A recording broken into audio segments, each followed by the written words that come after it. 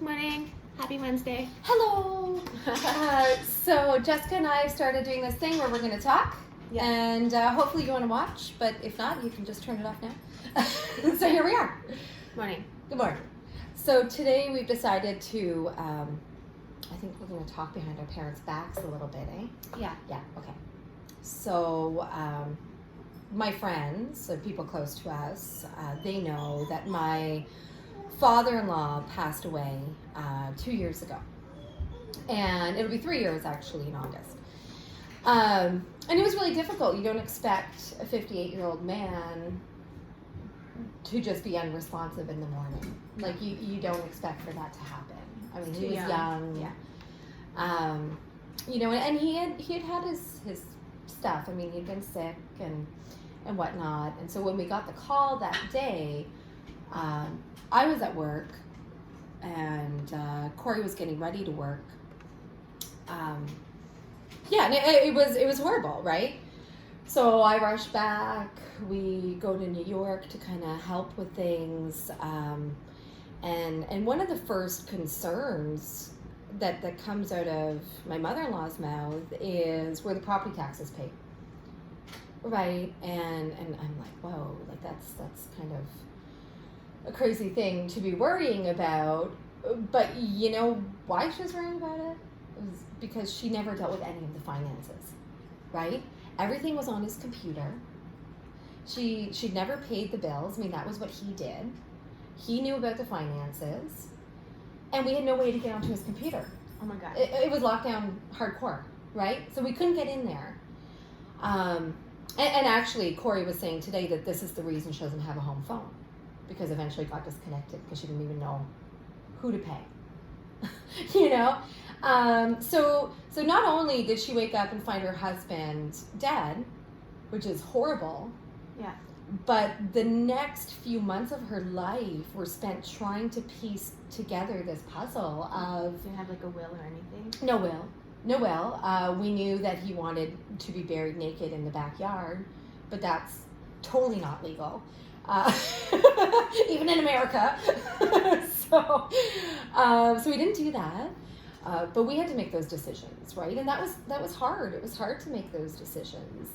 And getting family in from out of town. I mean, Corey's brother doesn't live in New York. Yeah. So, you know, where are the funds to get the family in when the family should all be together, right? And then where's the money to have a celebration of life or a funeral? Where's the money to get him out of the morgue? I mean, that's an actual cost. Yeah.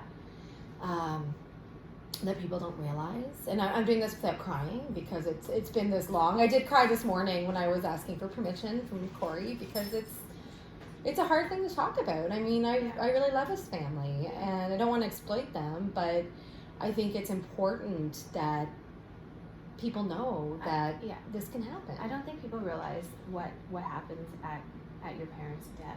It's crazy. Nobody's really prepared for that because, like, your parents are never going to die, right? Oh, well, especially at that young age, right? It's not going to happen to you. No. Right? It wasn't going to happen to us. No. We weren't going to go get a second mortgage and you know, go pay for what needed to be paid for, you know, because we didn't know where the money was. Where was it going to come from, right? It came from the kids. Like, we participated in these costs, and no one expects to do that. No. Right? And then the financial impact of... I don't think any parent wants to do that to their kids neither. Goodness, no. Right? Like, no. Typically, like, they want to leave, like, a legacy or, like, something, or at least pay for their final expenses and taxes and not have the burden on their kids, right? Absolutely. And in this scenario, when the burden went to Corey's mom, which she wasn't prepared for. I mean, that's really difficult. I mean, you lost your spouse that you've had your entire life, and now, you know, you're worried about figuring out how to pay bills in that same week. You know, like that shouldn't be that concern. You know, you should be able to just grieve and be angry and cry and get hugs from your family. Like, you shouldn't be worrying about that kind of stuff. So So for us, like the real financial impact on the kids was us participating in the cost, being in our 30s and not expecting to have those expenses. And also the emotional impact, which meant, Corey not working for a significant amount of time after his father passed away. And I wanted to be here with him, but I couldn't. I mean, one of us had to be out there working. There's no EI for when your dad dies. No. So what could have fixed it, I guess, is what we want to explain. As tragic as it was and difficult, Corey and I came out of it stronger as a couple. Yeah. Which is great. And we're stronger as a family. But all the same, what could have helped would have been life insurance. Like, if we knew that he had a life insurance plan and that his mom was going to get that money, that would have been great. And we didn't really know if he had life insurance or not, too, right? So that was the whole other thing, was that we thought maybe he had been insured because he had a fairly, good job and was retired at this point, but we thought maybe there was something. But there was no way to even find out. Like, the company that he had worked for had gone under and a new company had taken over, and we didn't even know. So there could have been insurance, but the only way for someone to claim on your insurance is if they know about it, right? Like, it's the worst secret to keep is if you have life insurance or not. I talk to people all the time who say, oh yeah, I have life insurance, but it's going to be a surprise. Oh my god. Oh my god, right? Like, surprise, nobody's getting it. Surprise! Nobody knows. My kids know. I'm like, we have this. If I die, this is what happened to me. I tell them what happened to me and how hard it is. And then like, don't worry, if something happens, like, there's a folder, over here, and it has all the information in it. Right. Yeah. Exactly. Well, and my perfect guy. Oh, I'm sorry. And you have your will. Yeah. Right, which he didn't have, and it's super easy. We have a blog about it, like just making your holographic will. Yeah, you can like write it yourself. You have to handwrite the whole thing, but yeah, you can just go to your bedroom and do it and save your family. I mean, the grief on top of the grief. Yeah. So, because you had a situation with somebody who had a will that was really not up to date, right? Was that your situation? Oh yeah. Well, I'm not sure. Like, I don't know exactly. Well, I was so young when my mom died when I was 22, and then my stepdad died a year later. So he took care of like when she died. Yeah. And then they had like kind of been like, we want to be like cremated and like put in the same jar together, like this weird conversation when they were like alive. And I was like, for serious? Like, this is happening? Like, this conversation happened a few times. I was like, but it's okay, because I have this conversation too. I'm like, I'm going to be cremated, I'm going to be a tree. Right. So I'm like... And it's healthy, right? It's healthy to at least make your wishes known that are viable. Yeah, and I'm young. I'm so young. They were like older, and I was like, oh, maybe I was just closer to like... They weren't that old. My mom was 56 when she died. So he took care of... Yeah. And so he took care of that. But then a year... He just like deteriorated in that year. And I guess that happens often, right? So, and then he was kind of like on his deathbed, and we were just going through his like stuff, me and my brother, and he like made my brother the executor, and I was like also like a secondary executor. So we had like, and he opened his accounts and made them joint to like my brother, so that we had access to like pay for anything when it happened. But he was like 67. He didn't have dementia. He was getting a little loopy because there was like a lot of things like stopping in his body. But like, he was able to do that on his deathbed though, and he was talking about all of this like insurance he had, and he thought he had so much insurance here and there and the other place, and he wanted to give money to like a cousin of ours, more money than he had altogether. We found out. Right. So my brother was like, you can't do that. Like, you have to like at least divide it 3 ways. So my brother was having arguments with him on his deathbed, and that's not nice. That's like pretty traumatic for somebody, right? Like, to have that conversation when like their dad's dying. I was so young. Like, my brother's like 5 years older than me, so I'm like didn't really know this was happening. Like, thank God he was taking care of it though. Well, you can even be prepared in your 50s for these moments, right? Yeah. So like, we're just these kids like trying to like do all this stuff, and like it's crazy. Like, it's like 10 10 years, 12 years later, I guess. And like, we still don't know if he had more life insurance. We still don't know. Like, my brother sometimes is like, I'm sure there was something else, because he was rambling on about something. We don't know where to find it, but we've looked, and you know, and it was gonna be a surprise. Yeah, like right, like, yeah, surprise! I paid these premiums my whole life and nobody gets anything. But it's also like, maybe you should like. It brings up like so many good points. Like, who was the person taking care of his insurance? Like how come like I wasn't the one that dealt with it, but I'm like, wouldn't they have known everything? Like, wouldn't it have been good to have everything in one place, and like like you understand your policy and everything, like enough that you don't think that you have all of this when you only have all of this? Right, because it's possible that it was like a term policy, right? Or even a policy from, sometimes people think they have policies because when they were working, they had insurance. Yeah. And then they retire and they think that they still have it, but they don't. Right. Right? Because it's only for, you have to look, but it can only be for a short period after you retire. Potentially it just cancels then, or it goes into a 50%. You don't really know, and how is your family supposed to know if you don't know? Yeah, it's like just question marks. It's like confusing. Yeah. Yeah. I don't know. So I mean, that's incredibly stressful. And I mean, I know your brother, so I know that he wouldn't have been, you know, saying, "Oh, I need this money and you need to give it to us." But no, but we needed to like cover his expenses and stuff. Like, we literally only got like $5,000 each from this like insurance policy. Like, he's 67 years old. Like, you're like old, and like, what? How come that's all that was there? Right? Well, he wasn't a homeowner, right? No home. So yeah, so he should have, really, people who rent should consider having more life insurance. Yeah. Because there is no legacy to transfer. I mean, people who own homes with no mortgage. Yeah. I think that's what also, like, maybe we're just in the generation where like we have that information, we have these products. They're like something that like maybe people didn't really understand so much back then, and people were just kind of like willy-nilly like selling people things. But now we like have like these really good products and the opportunity to be like, here to like our kids, like, here's like so much money, and we've only been paying like a little bit every month because we got it when we were young. Yeah. Right, where a lot of people don't even realize that they have a term policy. Yeah.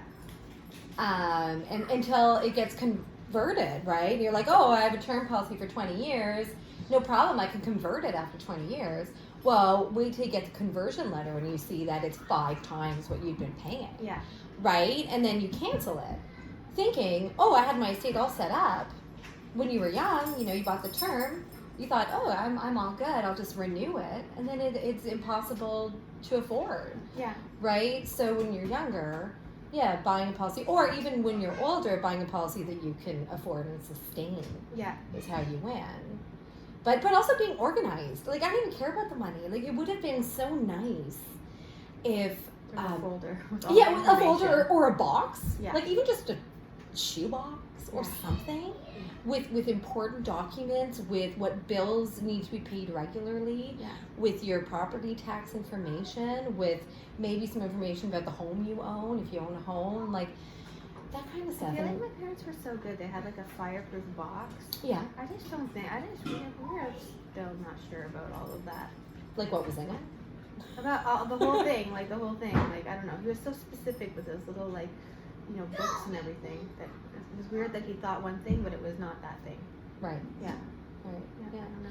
Well, that happens, and I think that there needs to be consultation. And I tell people, we do everyone's taxes, and I say, you know, tax time, you have all your stuff out at tax time, right? Mm-hmm. So that is actually a super good time to just review everything, right? Have things changed? Have you gotten a divorce? What's going on over there? Yeah. So have you gotten a divorce? Has, you know, maybe you're no longer friendly with this person who was the executor on your will, or whatever, you know? You should be reviewing that stuff every year. And if you do have a binder, that's your opportunity to update it, is at tax time, like the binder of the bills and that kind of stuff. Yeah, it could be it's so simple. There's always one person who pays the bills and understands all the stuff, knows when the property taxes are paid and all of that. It's always one person in the family. Right. And I'm sorry, but if you are that person, it's your responsibility. Yeah. Like my kids know my email passwords. Oh, yeah.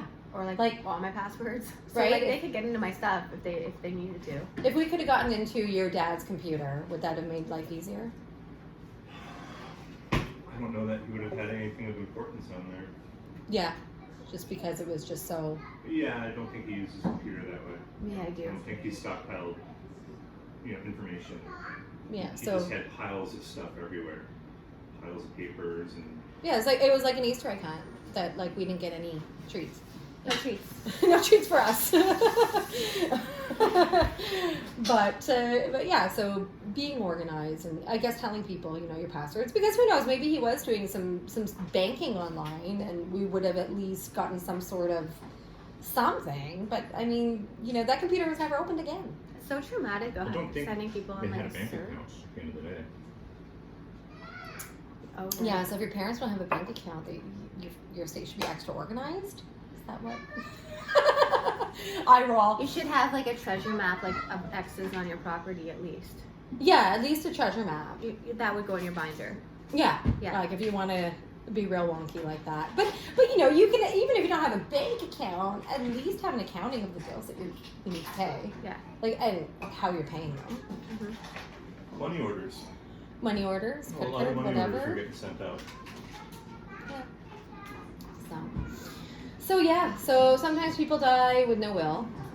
Sometimes, which is difficult for everybody and costly, right? Because you got to get a lawyer and all that stuff. Where you could have just done it. Mm-hmm. And I know that person's dead and it doesn't really matter to them. But what about everybody else, right? What about your kids? What about your wife? What about your husband?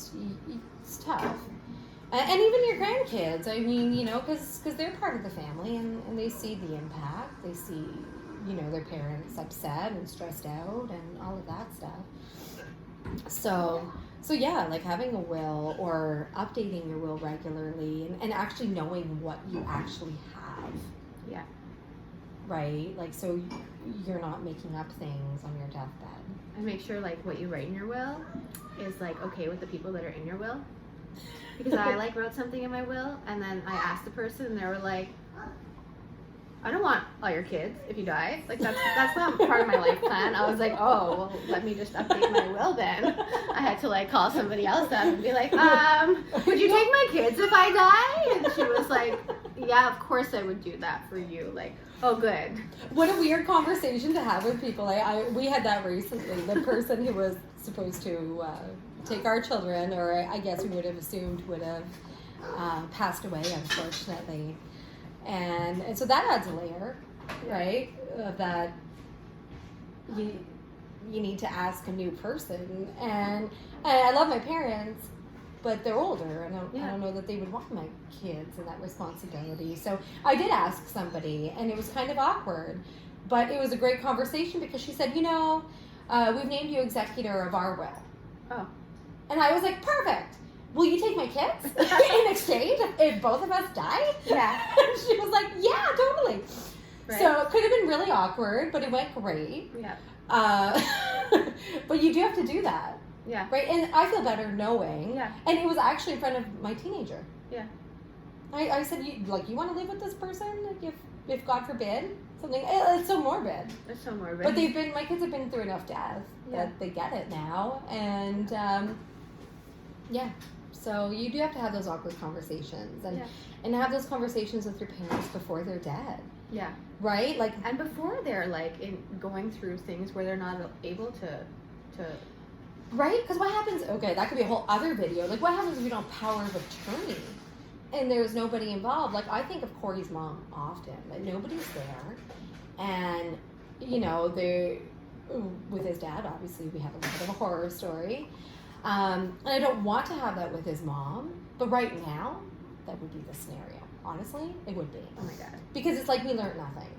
So we do have to kind of harp on our parents. And as hard as it is, like now we're a little bit more harpy than usual. Like, is your debt paid off? Is everything gonna be I don't care about the debt, No. but like the will, Okay. you know, right? Because she's in New York State, it's Yeah. complicated for us. We're in Ontario. Right. So at least have the will set up. At least have your power of attorney set up, right? And you don't need a lawyer. I mean, it's good to have a lawyer. That's the best. And the power of But attorney does what again? Power of attorney, so if, God forbid, you know, she was in a car accident, or let's say she was diagnosed with dementia, I mean, that's a big one. Yeah. That we could help. We could speak on her behalf, Right. right? Because there's no spouse anymore. There's no married person. And what happens that if would... you don't have a power of attorney and you're in that situation? So in New York State, I can't really speak to that, but it's likely the same as Ontario because they are very similar. So you have to go to the court to get guardianship. Okay. So that can be very expensive, and especially if it's contested. Like if you have somebody else in your family who would contest the fact that you'd be power of attorney. Luckily, we don't. We have such a loving family that Yeah. it would be fine. But it's expensive, and the time. Like, what are we gonna do? Like, just go live in New York for a while? And, while we set all and instead, you this? could just like set it all up and like have it so easy. We could do it, yeah. And she doesn't have the internet, so she's not gonna watch this. But next time I see her, like, I will have all of that stuff, right? Right. Once we can cross the border again. And yeah, please, like, let's sign this together. It's so simple for us to like set it up for ourselves, right? Like I have life insurance, I have all these plans for me and my kids. I'm gonna get some extra term just for like the next 10 years while they're like growing up and like really need me, and I have a will. Yeah. And I have somebody to take care of my kids, and it was just like it's just that simple to make their lives not fucking complicated. Right. If something were to happen. Yeah. Right. Absolutely. And then for you, while you're living, I almost guarantee you feel better. Yeah. I don't have to worry about that. You know, you can go hang gliding now if you want to. Yeah, I know people that don't have it all set up properly, and they're talking about all the time, like, oh, I need to get this set up because if I die, and it's like, oh my god, like, Yeah, like I need to go to the lawyer and have him do my will properly, right? But I hand wrote one. Not ideal because I'm a business owner, really. yeah, And also having a child from the United States, right? So there's that. There's a custody thing. So having a lawyer is actually important to me. Mhm. But what we did was we pre-wrote our wills. So now I can just bring that to him. Yeah. You know, and say, hey, and here's the power of attorney that we did with the province of Ontario. If you want to do a fancy dancy one as part of the package, that's great. And the living will, right? And the living will is explaining that, you know, if I have dementia or if I was in a car accident or whatever, here are the things that I want to happen, right? It's like you're there. yeah, So it is important, but it's nice at least just to have something, because no one would be lost right now. no, and they don't need to make those weird decisions too. Like if you want to be like, you want to be cremated and you want them to spend like not a lot of money burying you or doing whatever it is, like mine's gonna cost like $500.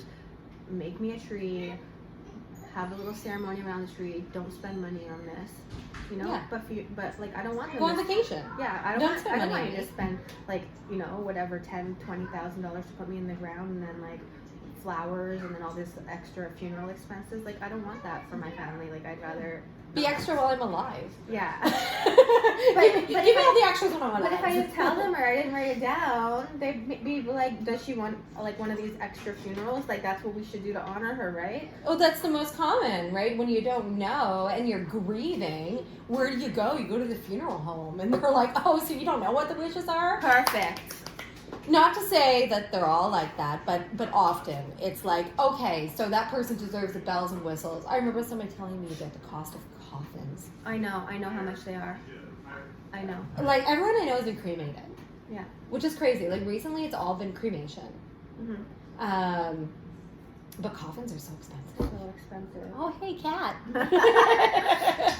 Yeah. Aw, that's so nice. That's a good comic relief from like a really heavy discussion. But Yeah. but it's true. Like I asked Corey for permission today. I said, can I have permission to talk about, you know, what happened with your dad? Yeah. And I wasn't sure he was going to say yes, honestly, because it's tough. It's a tough decision, and it's private. But also, he said, you know, if this helps other people, not go through what we went through? I don't think people know. That would be amazing. Unless they've been through it. Yeah, so you go through it one time and then you're like, oh God, I can fix it all for everyone else. But then your life gets busy and you don't do that. No. And then you go through it maybe 4 times. Yeah. You know, with your in-laws, mom, dad, and then your own parents, mom, dad. Potentially you could have 4 total blunders in your life. And you know, not to mention other people who die in your circle. Yeah. So the goal here is to help people understand that it just happens. You can just wake up one day and get a call from your mom saying that your dad has died. Yeah. And then you just go into full action mode. And yeah, maybe we got robbed of a little bit of our time to grieve. Yeah. You know? For sure. Yeah. And it was prolonged. Yeah. Right? The grieving, like I wonder if the grieving would have been more condensed. It's so much simpler. It should be. It shouldn't be so complicated when people die. Like when I die, I don't want like an extended like mourning of me. Like I just like go have fun around me. We all had a good life, and then like be happy in your lives, you know? Right. Don't think about me for 2 years while you settle my estate and try and figure out where everything and like is. here's some money to get ahead, and like please like be happy. Like that's what life insurance is for. Yeah. Like it's just to kind of bridge that gap. Like nobody should get rich off of life insurance, but I do believe that children who both of their parents die essentially get a sense of being an orphan. Yeah. Right? Like both your parents are gone now. Yeah. It's really hard. Like it takes you to a really dark place. And in that scenario, the children would benefit from the life insurance, right? Yeah. Because you know, husband's dead, wife's dead, and now the kids. Why would it be important to get a portion of life insurance? Really? And I think that the short answer is because it is so friggin' hard to have both of your parents die. Yeah. And you might need to take time off of work, and nobody's going to pay for that. Yeah. You might need to, you know, have a vacation. Like I was young. I was like I might need some shopping therapy. I was just working. Sure. I was like la though. Like it came up over the years. Like I wish my mom was here. I wish I could talk to my mom. I wonder what my mom would say, you know?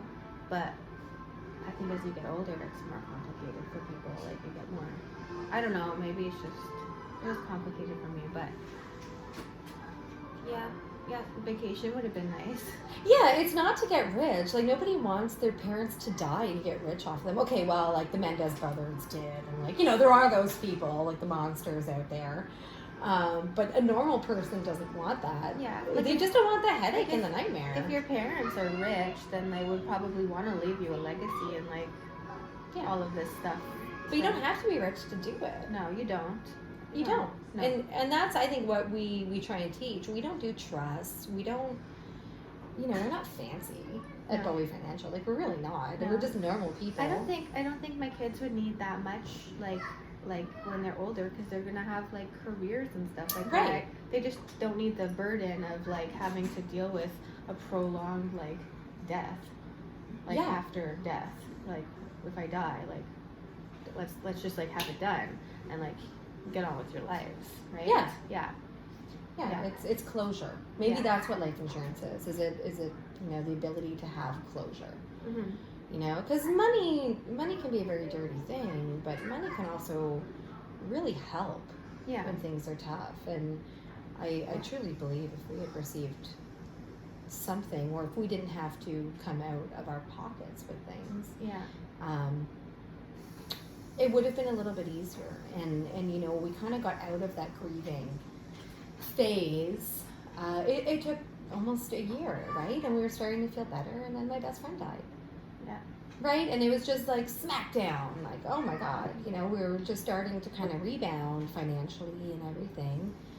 And then a sudden death of my absolute best friend, right? And I don't want to talk about it too much because I'll cry. But how crazy, because now here I am taking time off of work, right? Or trying not to, because financially we weren't in a position, and going to work and having a colleague say to me after I went for a couple of days after her death, And he said to me, oh, I heard one of your friends died. And I almost lost it on him, which is so unfair because he didn't know that this was my best friend and that, like, we talked every day of our lives. Like, at least in the last few years, like, we'd even become closer. And I got really mad at him. Like, that's my best friend. And then I was like, oh, okay, I am going insane. Like, I need to actually take some time off. Yeah. Right? I need to go cry my face off and get a psychologist because it's not normal. Yeah. Right? That wasn't normal. It's not normal to lose your father-in-law and then a year later lose your best friend when you're 35. No. Right? It's absolutely insane. Yeah. And you never know. You never know. It's like you're born, you live, sometimes a little, and then you die, and then you want to be prepared for it. Yeah. Well, you want to be prepared so that your friends are Okay. better off than they could be if you weren't prepared for it. Yeah.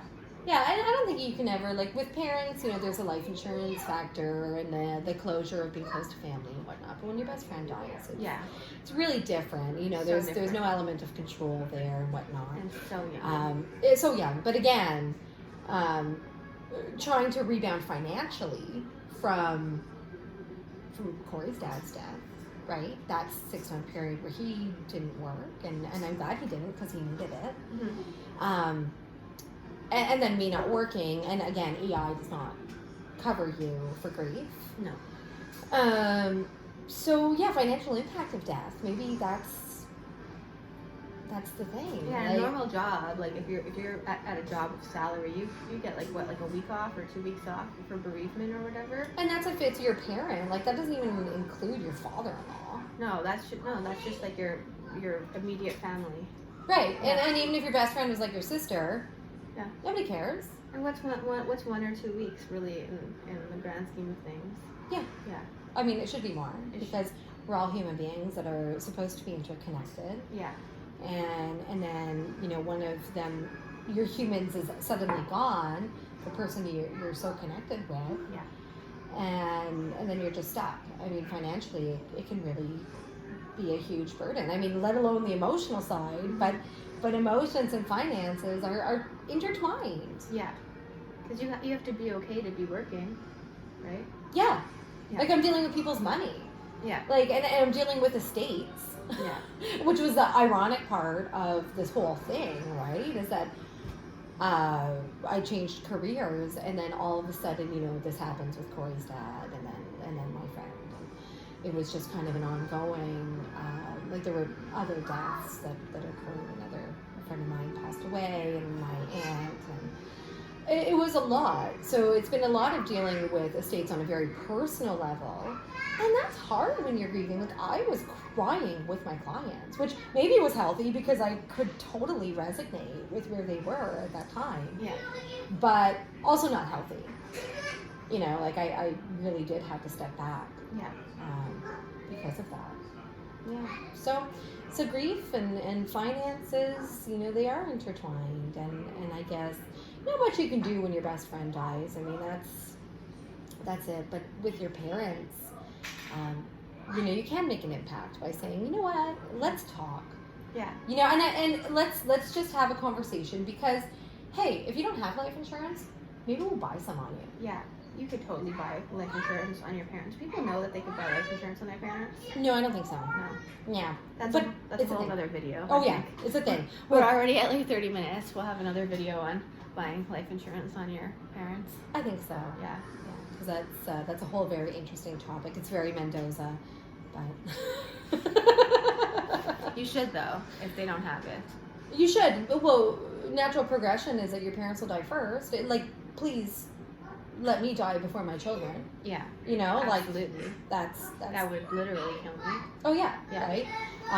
Which is a whole other conversation. Insuring your kids, but you can buy life insurance on your parents, and if that means that you get to keep your cottage because you know you're able to pay off the capital gains and you were able to take title on it, because you had life insurance. That's beautiful. You know, you can carry along your family's legacy in that. It doesn't need to be, oh, I'm going to be rich off of my parents. No, it's you're going to cover what you need to cover.